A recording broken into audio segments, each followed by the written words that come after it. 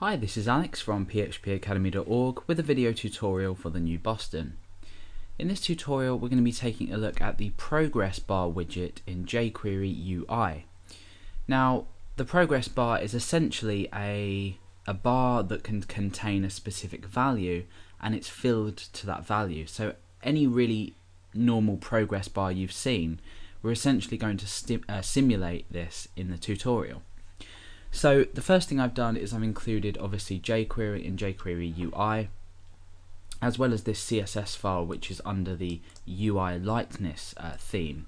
There's more details on how to install themes, on how to install jQuery UI in the installing jQuery UI video I've created in this series. So essentially what we're doing in this tutorial is we're going to be creating a progress bar and then a progress percentage underneath, and that's going to feed back the value that the percentage bar will be currently at.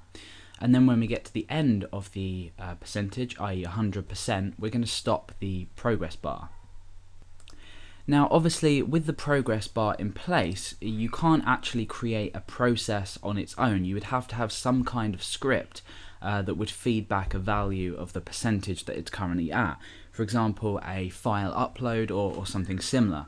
So you're going to have to actually have something that gives you the value before you implement it into this progress bar. Now obviously because we're just taking a look at the widget itself, we're not actually going to be able to create a real percentage, and we're not going to be able to generate a real percentage from a particular place. So what we're going to have to do is we're going to have to use the setInterval function and actually create this as an effect rather than an actual function.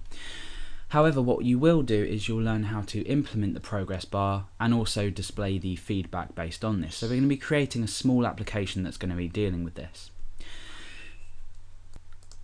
So the first thing we're going to do is we're going to create a button which is going to activate this progress bar from 0 to 100. So let's go ahead and first of all create a button that's going to have a value of, let's just say start, or let's just call it upload to make it more practical, look more practical.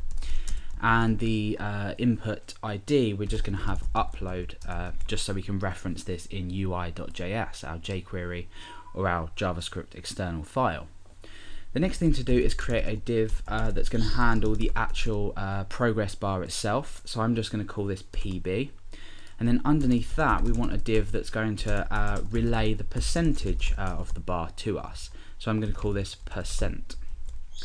Okay, so now that we've done that, we can go ahead and create an event handler to handle a particular event, which will be the starting of this progress bar and percentage when we click the upload button.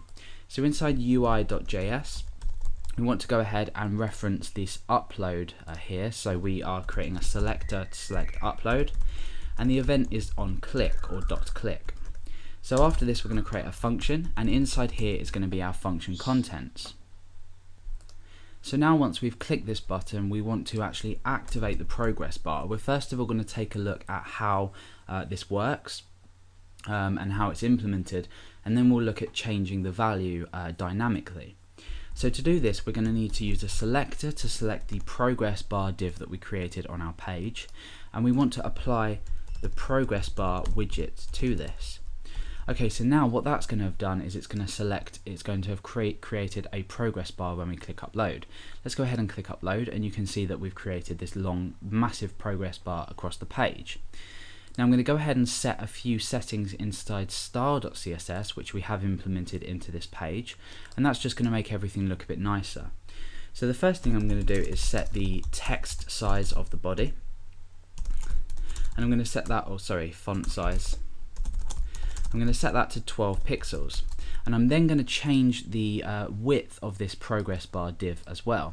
So we reference PB, and we set the width here, and we'll give it a width of 400 pixels. So now it looks like this. It's slightly smaller and it fits nicely just under here. Okay, so